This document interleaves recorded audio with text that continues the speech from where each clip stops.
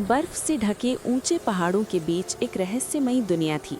यहाँ आसमान हमेशा हल्का नीला रहता, हवा में बर्फ के कण चमकते और हर पेड़ पर चांदी जैसी परत जमी रहती। इसी दुनिया में 4 परियां रहती थीं। ये परियां दिखने में बेहद सुंदर थीं, जैसे सपनों से निकल कर आई हूँ।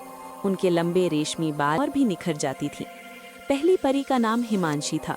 वो नीले रंग की पोशाक पहनती और बर्फ से बात कर सकती थी। दूसरी परी थी रूहानी, जिसकी बैंगनी पोशाक उसकी गहरी सोच और शांत स्वभाव को दर्शाती थी। तीसरी परी सुनैना थी।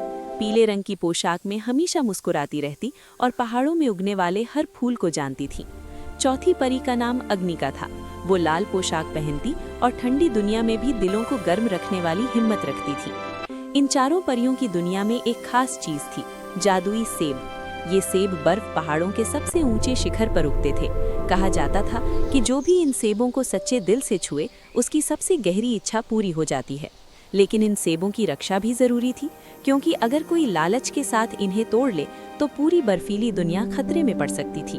एक दिन पहाड़ों में अजीब सी खामोशी छा गई। हवा रुक गई और बर्फ का गिरना भी थम गया। हिमांशी ने सबसे पहले महसूस किया कि कुछ गलत है।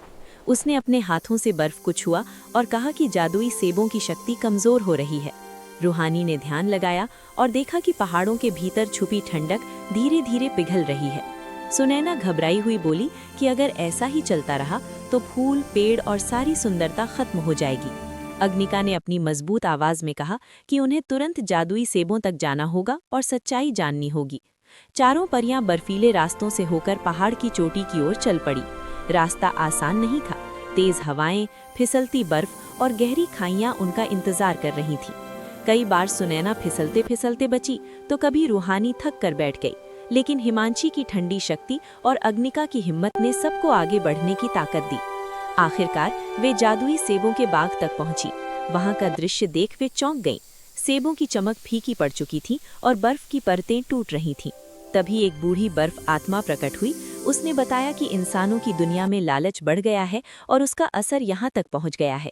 जादुई सेब तब तक सुरक्षित रहेंगे जब तक परियां अपने दिलों की सच्चाई से उन्हें बचाएंगी।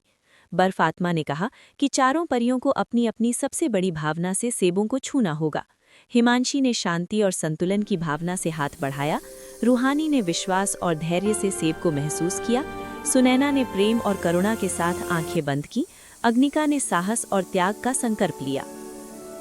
जैसे ही चारों भावनाएं एक साथ जादुई सेबों तक पहुंची, पूरे पहाड़ में रोशनी फैल गई।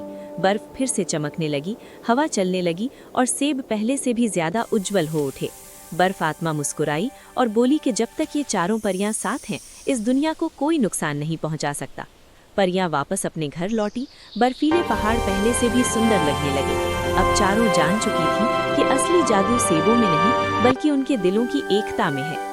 तभी से बर्फ पहाड़ों की दुनिया सुरक्षित रही और चारों परियां हमेशा मिलकर इस जादू की रक्षा करती रहीं।